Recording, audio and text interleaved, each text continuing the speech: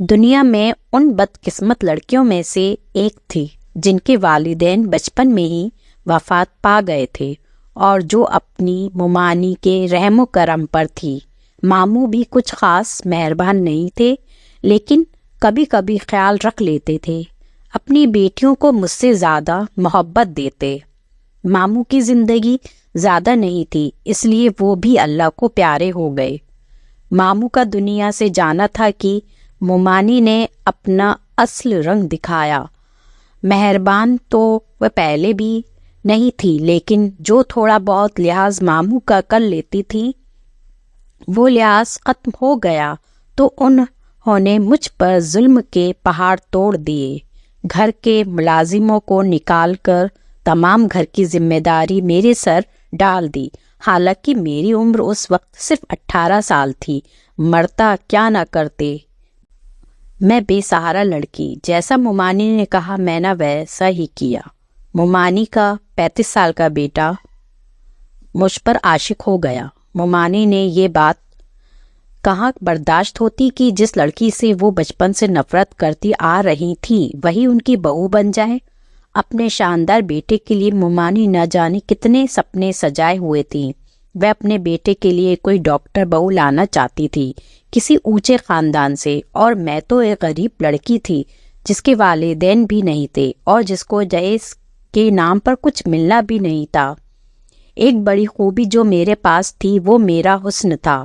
میں انتہائی حسین تھی، اتنی زیادہ حسین کہ جب آئینے میں اپنے آپ کو دیکھتی تو حیران ہو جاتی، کیا واقعی یہ میں ہوں؟ یہ میری صورت تھی، میرا چہرہ، میری آنکھیں ہیں، یہ میرے ہونٹ ہیں۔ میں اپنے چہرے پر ہاتھ رکھ کر اپنے حسن کو دیکھتی رہتی، لیکن میرا حسن کچن اور گھر کی نظر ہو گیا۔ ممانی کا بیٹا میزان میرے حسن کا دیوانہ ہو گیا۔ اس نے ممانی سے کہا کہ شادی کرے گا تو مجھ سے ورنہ کسی سے نہیں۔ ممانی سمجھتی کہ میں نے ان کے بیٹے کو پھنسایا ہے۔ میں دعا کرتی کہ جلدی میری شادی ہو جائے تو میں عذاب سے نکلوں۔ ممانی کے بیٹے سے شادی نہیں کرنا چاہتی تھی، کیونکہ ممانی کے بیٹے سے شادی کرنے کا مطلب تھا ایک بار پھر سے اسی جہنم میں زندگی گزارنا، جو میں بالکل نہیں چاہتی تھی۔ میں اس گھر کو ہمیشہ کے لیے چھوڑ کر جانا چاہتی تھی اور واپس نہیں آنا چاہتی تھی۔ اسی دوران میرے لیے ایک رشتہ آ گیا۔ ممانی نے فوراً ہاں کر دی۔ چٹ منگنی پٹ بیاہ ہو گیا۔ ان لوگوں نے جہیز کے نام پر 1 روپیہ بھی نہیں لیا تھا۔ میرے کپڑے بھی لوگوں نے بنوا کر دیے تو میں بہت خوش ہوئی کہ مجھے اتنا اچھا سسرال ملا۔ آج ان کی کوئی ڈیمانڈ نہیں ہے، لیکن شادی کی پہلی ہی رات میری ساری خوشی ہوا میں ہو گئی جب مجھے میرے شوہر کے متعلق ایک ایسی حقیقت کا علم ہوا جسے سن کر میرے سر پر آسمان آ گرا۔ میں دلہن کے روپ میں سجی سبری بیٹھی تھی اور شوہر رشید کا انتظار کر رہی تھی۔ رشید اندر داخل ہوئے، میرا چہرہ جھکا ہوا تھا۔ وہ میرے قریب آ کر بیٹھ گئے، لیکن مجھے نہ جانے کیوں کسی انہونی کا احساس ہوا۔ انہوں نے مجھے سوال کیا کہ میں دیکھنے میں کیسی ہوں۔ میں نے حیرت سے ان کی طرف دیکھا۔ میں نے کہا، اب خود گھونگھٹ پلٹ کر دیکھ لیں میں کیسی ہوں۔ ان کا کہا بلند ہوا۔ مجھے ان کے اس طرح سے زور پر ہنسنے کی بات سمجھ نہیں آئی۔ وہ کیوں ہنس رہے تھے اور کیوں میرا گھونگھٹ پلٹ نہیں رہے تھے؟ میں نے خود ہی اپنا گھونگھٹ پلٹ کر انہیں دیکھا۔ وہ سامنے دیکھ رہے تھے، میری طرف دیکھ ہی نہیں رہے تھے۔ میرا دل ڈوب گیا۔ میں نے ان سے کہا، آپ مجھ سے ناراض ہیں یا آپ اس شادی سے خوش نہیں ہیں جو مجھے دیکھ نہیں رہے؟ وہ پھر سے ہنسنے لگے۔ مجھے ان کے رویہ میں کچھ عجیب سا محسوس ہو رہا تھا۔ مجھے سمجھ نہیں آ رہا تھا کہ وہ اس طرح سے کیوں ہنس رہے ہیں۔ مجھے محسوس ہو رہا تھا کہ وہ شادی سے خوش نہیں ہیں، شاید کسی اور کو پسند کرتے ہیں۔ ان کی شادی زبردستی مجھ سے کروائی گئی تھی، اس لیے وہ ہنس رہے تھے۔ میں نے ان سے سوال کیا، کیا آپ کسی اور کو پسند کرتے تھے؟ تو وہ پھر سے ہنسنے لگے۔ اب تو میرا دماغ خراب ہونے والا تھا۔ یہ کیا طریقہ تھا اپنی دلہن سے بات کرنے کا؟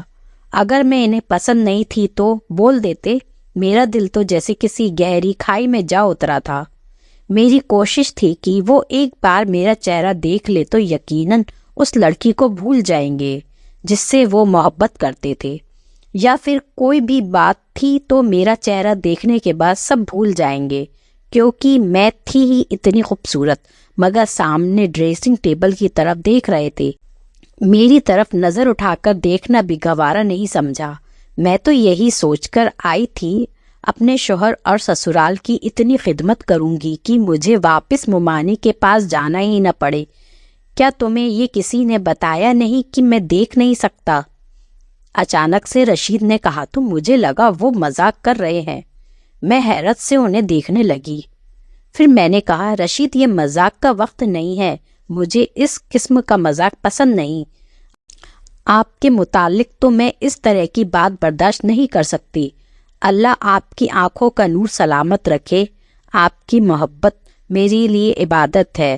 میں نے فرما بردار بیوی کی طرح ان سے کہا تو پھر سے ہنسنے لگے۔ پھر بولے یہ دنیا بہت بے وفا ہے۔ اگر انسان کے اندر کوئی خوبی ہو تو دنیا محبت کرتی ہے، لیکن اگر اسی انسان کے اندر کوئی خوبی نہ ہو، کسی قسم کی کمی ہو، تو یہی دنیا بے وفا ہو جاتی ہے۔ میں تمہیں بتا دوں کہ میں تمہاری محبت کے لائق نہیں ہوں، کیونکہ میں ایک اندھا شخص ہوں۔ میں نے سب سے سن رکھا ہے کہ تم بہت حسین ہو، لیکن افسوس کہ میں تمہارے حسن کو دیکھ نہیں سکتا۔ رشید بولتے جا رہے تھے، لیکن مجھے ابھی بھی محسوس ہو رہا تھا کہ وہ مذاق کر رہے ہیں۔ مجھے ان کے اس طرح مذاق کرنے پر غصہ آ رہا تھا، لیکن تھوڑی ہی دیر کے بعد مجھے اندازہ ہو گیا کہ یہ بات مذاق نہیں بلکہ ایک تلخ حقیقت تھی۔ میں پھٹی آنکھوں سے اپنے شوہر کو دیکھ رہی تھی۔ میرے سپنوں کا محل ایک پل میں ریزہ ریزہ ہو گیا۔ میں کیا سوچ کر یہاں آئی تھی اور یہاں اس انسان کے آسرے پر آئی تھی؟ وہ انسان تو دیکھ ہی نہیں سکتا، اور جو دیکھ ہی نہیں سکتا وہ میرا سہارا کیسے بن سکتا ہے؟ اسے تو خود چلنے کے لیے سہارے کی ضرورت تھی۔ میرے ساتھ دھوکا ہوا تھا، اور بہت بڑا دھوکا ہوا تھا۔ یہ دھوکا میری ممانی اور میرے سسرال والوں نے کیا تھا۔ میرا غصے سے برا حال ہو گیا۔ میں ایک دم سے اٹھ کھڑی ہوئی۔ آپ لوگوں کو شرم نہیں آئی؟ غریب مسکین یتیم لڑکی کے ساتھ اتنا بڑا دھوکا کرتے؟ میں نے غصے سے کہا تو رشید بولے تمہاری ممانی کو پتا تھا کہ میں دیکھ نہیں سکتا، انہوں نے تمہیں نہیں بتایا؟ اس میں ہمارا قصور نہیں ہے، تمہارے ساتھ دھوکا میں نے نہیں تمہاری ممانی نے کیا ہے۔ انہوں نے مجھ سے کہا تھا کہ انہوں نے تمہیں بتایا ہے کہ میں دیکھ نہیں سکتا اور تم راضی ہو۔ رشید نے کہا تو مجھے غصہ آ گیا۔ میں نے کہا میں راضی ہوں؟ کیا میں راضی ہو سکتی ہوں ایک ایسے انسان سے شادی کرنے پر جو دیکھ ہی نہیں سکتا؟ یا خدا میں کہاں جاؤں؟ میں تو اپنی تمام کشتیاں چلا کر یہاں آئی تھی، اب میرے پاس واپس جانے کا کوئی راستہ نہیں۔ میں نے یہی سوچا تھا کہ اس جہنم میں دوبارہ نہیں جاؤں گی، اب میں کہاں جاؤں؟ میں زور زور سے کہتے ہوئے رونے لگی۔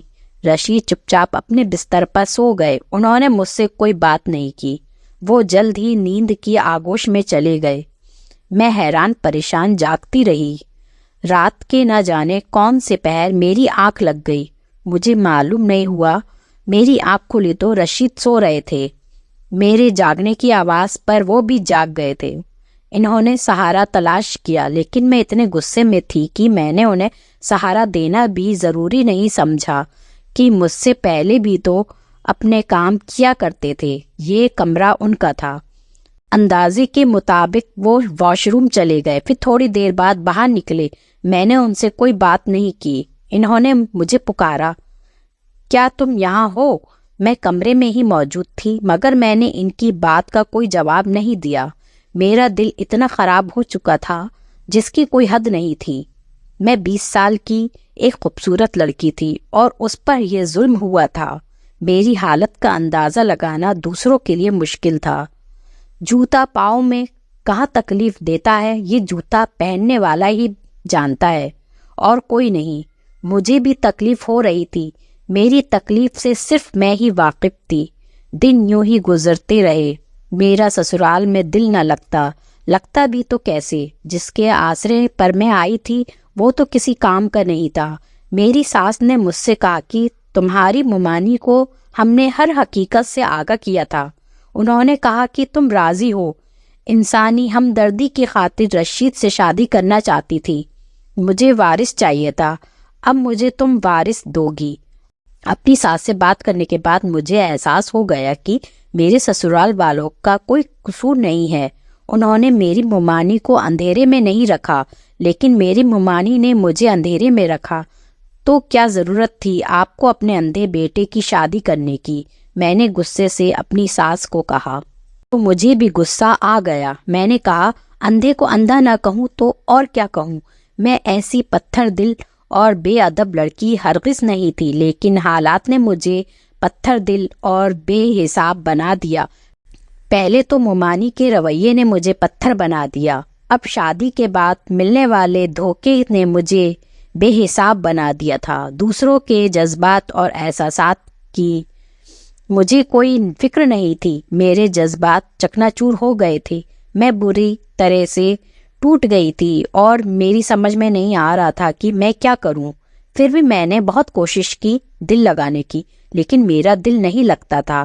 میں چاہتی تھی میرے حسن کو سراہا جائے، میری تعریف کی جائے، مجھے میرا حق ملے۔ اب میں ہر وقت روتی رہتی تھی۔ رشید بند کمرے میں میری سسکیاں سنتے، مجھے چپ کروانے کی کوشش کرتے، لیکن مجھے ان کا وجود ہی اپنے سامنے برداشت نہیں ہو رہا تھا۔ نہ جانے مجھے کیا ہو گیا تھا۔ اسی دوران رشید نے کہا، وہ شہر سے کہیں دور جا رہے ہیں، واپسی پر انہیں دیر ہو جائے گی۔ ڈرائیور کے ساتھ جاتے اور ڈرائیور کے ساتھ آتے۔ وہ چلے گئے تو میں نے سکون کی سانس لی۔ میں کام وغیرہ بھی کچھ نہیں کر رہی تھی کیونکہ مجھے بہت غصہ تھا۔ سارا کام نوکرانی کرتی، یہاں پر ہر سہولیت تھی، نہیں تھی تو بس میرے دل کی خوشی نہیں تھی۔ آدھی رات کو پیاس کی شدت سے میری آنکھ کھلی۔ میں اٹھ کر کچن میں آئی، پانی پینے لگی کہ اچانک سے پیچھے سے کسی نے میرے منہ پر ہاتھ رکھ دیا تاکہ میں چیخ نہ سکوں۔ تم بہت خوبصورت ہو، میں نے جب سے تمہارے حسن کو دیکھا ہے تب سے تمہارا دیوانہ ہو گیا ہوں۔ آج تمہارا شوہر گھر پر نہیں ہے، حالانکہ وہ دیکھ نہیں سکتا، لیکن پھر بھی میں اس کی غیر موجودگی میں آنا چاہتا تھا تاکہ تم سے کھل کر اپنی محبت کا اظہار کر سکوں۔ میں تمہیں بتا دوں، تمہارے پڑوس میں رہتا ہوں، روزانہ اپنے کمرے کی کھڑکی سے تمہیں بالکنی میں کھڑا دیکھتا ہوں۔ مجھے افسوس ہے تم جیسی حسین لڑکی کی شادی ایک ایسے انسان سے ہو گئی جو تمہارا حسن دیکھ نہیں سکتا۔ میرے کان کے قریب سرگوشی کے انداز میں وہ بولتا جا رہا تھا۔ میں نے آنکھیں گھما کر دیکھا تو اس نے نقاب پہنا ہوا تھا اور اس کی آنکھیں نمایاں تھی۔ میں قسمت اور حالات کی ماری ہوئی لڑکی تھی۔ جب کسی اور کے منہ سے اپنے لیے تعریف سنی تو مجھے بہت اچھا لگا۔ بجائے اس کے کہ میں اس کی باتوں پر غصہ کرتی، مجھے اس کی باتیں اچھی لگی اور ایسی باتوں ہی کو میں سننا چاہتی تھی جو میرے حسن کو سرائے۔ میں نے اسے اشارے سے کہا، مجھے بولنے دو۔ اس نے میرے منہ سے ہاتھ ہٹا دیا۔ میں نے پوچھا، تم ہو کون؟ اس نے بتایا، میں تم سے محبت کرتا ہوں اور روزانہ تمہیں دیکھتا ہوں۔ میں نے اس سے کہا، یہاں سے چلے جاؤ، میرا شوہر آ جائے گا۔ اس نے کہا، مجھے تمہارے شوہر کی خبر ہے، وہ کل صبح ہی آئے گا۔ لیکن پھر بھی مجھے اپنی ساس کا خوف تھا۔ اس رات تو میں نے اسے بھگا دیا، لیکن جب بھی رشید کام سے کہیں جاتے تو وہ آ جاتا۔ نہ جانے اس نے کون سا چور راستہ بنایا ہوا تھا۔ پہلے وہ کچن میں آ جاتا تھا اور اب میرے کمرے کی کھڑکی پھلانگ کر میرے کمرے میں آ جاتا۔ ہم دونوں باتیں کرتے اور وہ میرے حسن کی تعریف کرتا رہتا۔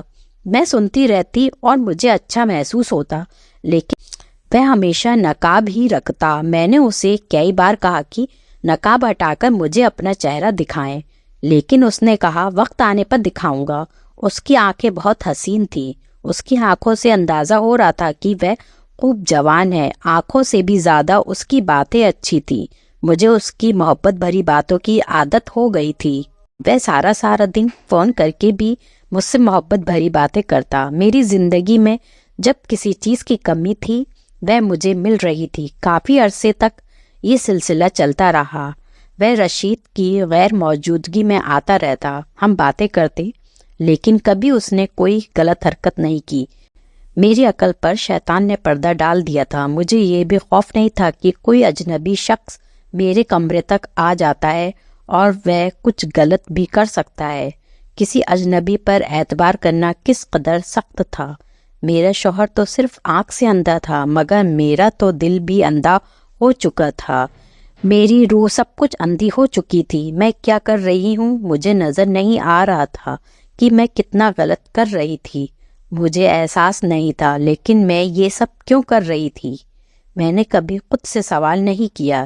ایک رات ہم باتیں کر رہے تھے کہ رشید کی کال آئی کہ وہ پہنچنے والا ہے۔ میں حیران ہو گئی کہ وہ اچانک سے کیسے آ گیا۔ میں نے اس سے کہا کہ وہ کہیں چھپ جائے، کیونکہ رشید کی گاڑی کی آواز سنائی دی اور وہ اندر داخل ہو چکا تھا۔ اس نے کہا، مجھے چھپنے کی کیا ضرورت ہے؟ تمہارا شوہر تو دیکھ ہی نہیں سکتا۔ یہ سوچ کر مجھے بھی ہنسی آ گئی۔ میں نے کہا، واقعی جب یہ دیکھ ہی نہیں سکتا تو کیا ضرورت ہے؟ پھر اس نے کہا کہ میں جا رہا ہوں، اور وہ چلا گیا۔ تھوڑی دیر بعد رشید اندر آیا۔ میں نے کوئی بات نہیں کی۔ انہوں نے سلام کیا، میں نے جواب دیا اور سونے کے لیے لیٹ گئے۔ میں نے لائٹ آف کی اور مطمئن ہو کر آنکھیں بند کی۔ سونے کی کوشش کرنے لگی، لیکن میں نے محسوس کیا کہ رشید سوئی نہیں تھے، وہ بیٹھے ہوئے تھے۔ پھر اچانک سے بول پڑے، تمہیں معلوم ہے میرے والد بھی اندھے تھے اور میری ماں بہت حسین تھی۔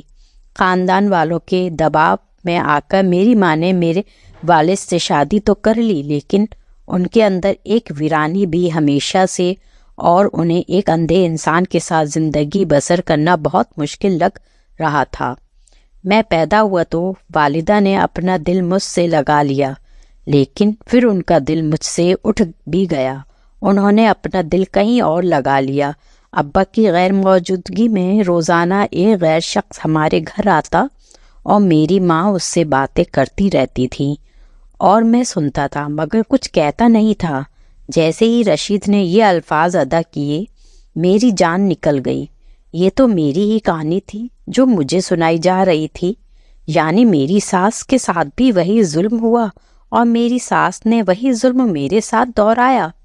نہ جانے کیوں مجھے احساس ہوا کہ میری ساس نے اپنی محروم کا بدلہ مجھ سے لیا۔ رشید نے پھر بولنا شروع کیا، ساری زندگی میرے والد کو پتہ نہ چل سکا کہ ان کی غیر موجودگی میں کوئی ان کے گھر آتا ہے اور ان کی بیوی سے باتیں کرتا ہے۔ پھر میری ماں اتنی ڈھیٹ بن گئی کہ انہیں والد کی موجودگی اور غیر موجودگی سے کوئی فرق نہیں پڑتا۔ میرے والد کے سامنے وہ شخص ہمارے گھر آتا، میری ماں اسے دوسرے کمرے میں لے جاتی اور ان کی باتوں کی آواز مجھے آتی۔ اس عرصے میں مجھے معلوم ہو گیا تھا کہ وہ میری ماں کا کوئی کزن تھا جو ان سے بہت محبت کرتا۔ مجھے اپنے والد کا دکھ ہوتا۔ میں نے انہیں کچھ نہیں بتایا۔ تم جانتی ہو، میں پیدائشی اندھا نہیں تھا، میں بچپن میں دیکھ سکتا تھا۔ آنکھوں سے آہستہ آہستہ میری بینائی جاتی رہی، کیونکہ یہ اندھاپن میرے باپ کی طرف سے مجھے وراثت میں ملا تھا۔ میں لڑکپن کو پہنچا تو بالکل اندھا ہو چکا تھا۔ مجھے خوشی تھی کہ میں اب دیکھ نہیں سکتا کہ میری ماں کیا کرتی ہے۔ پھر مجھے احساس ہوا کہ مجھے یہ سب نہیں کرنا چاہیے، دوسروں کی خاطر اپنی زندگی برباد نہیں کرنی چاہیے۔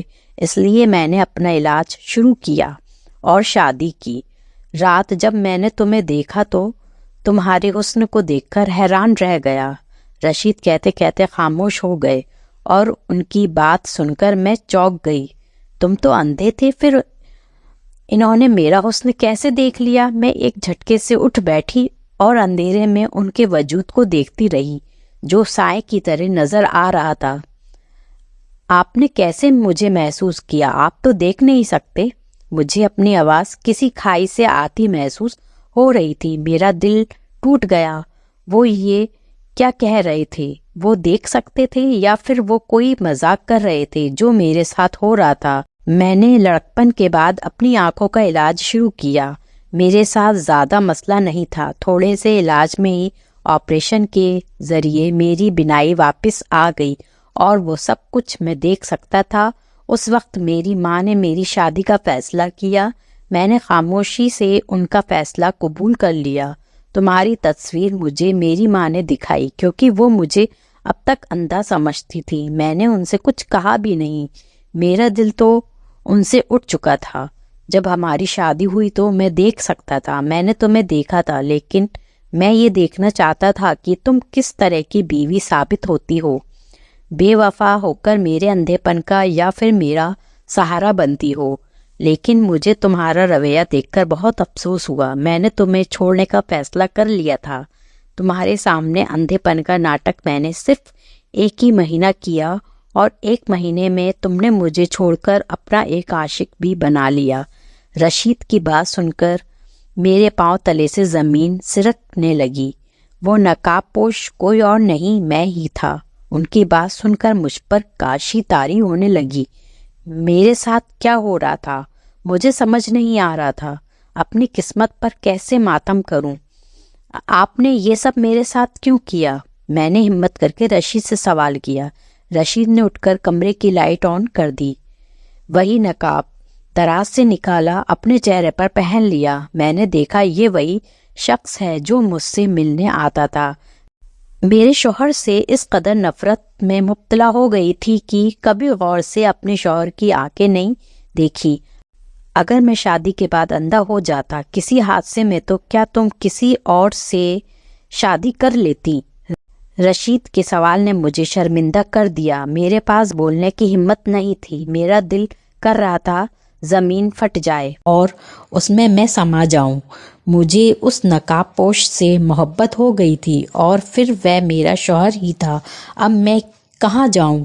میں تم سے ناراض نہیں ہوں، میں حالات کا مارا ہوا انسان تھا جس نے اپنی ماں کی بے وفائی دیکھی تھی اور اس کی سزا ایک معصوم لڑکی کو دینا چاہ رہا تھا، اسے آزما کر۔ لیکن آج مجھے احساس ہو رہا ہے کہ میں نے غلط کیا۔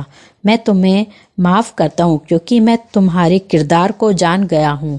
تم نے صرف باتیں کی، اپنے حد کا خیال رکھا۔ تمہارے احساسات، جذبات میں پاکیزگی میں نے تنہائی میں دیکھ لی تھی۔ مجھے احساس ہو گیا کہ تمہیں صرف محبت بھری باتوں کی ضرورت تھی۔ تمہارے اندر کوئی برائی نہیں تھی، ایک احساس سے کمتر تھا، اور بس میں تمہیں کیا خاک معاف کروں گا، بلکہ میں تو اس قابل نہیں کہ تمہیں معاف کر سکوں۔ مجھ میں ہمت نہیں کہ میں تم سے معافی مانگوں۔ ہو سکے تو مجھے معاف کر دو۔ غلط تم نے نہیں بلکہ میں غلط ہوں۔ میں نے تمہارے ساتھ غلط کیا، تمہیں آزمائش میں ڈال کر، کسی اور کی سزا تمہیں دے کر۔ رشید نے کہا تو میں نے روتے ہوئے ان سے معافی مانگی۔ میں نے انہیں معاف کر دیا، وہ بھی مجھے معاف کر دیں۔ ہم انسان خطا کے پتلے ہیں۔ مجھے احساس ہو رہا تھا کہ رشید اندھے نہیں تھے، اندھی میں تھی۔ آج خدا نے رشید کے ساتھ مجھے بھی بینائی عطا کر دی تھی۔ میں اس کی شکر گزار تھی۔ اس رات ہم دونوں نے مل کر خوشگوار زندگی کی بنیاد رکھی اور ہم بہت خوش تھے۔ سچ کہتے ہیں خدا کے گھر دیر ہے اندھیر نہیں۔ آپ کو اگر یہ کہانی اچھی لگی ہے تو اس کہانی کو لائک کیجیے اور اس طرح کی کہانیاں سننے کے لیے ہمارے چینل کو ضرور سبسکرائب کیجیے۔ کہانی سننے کا شکریہ۔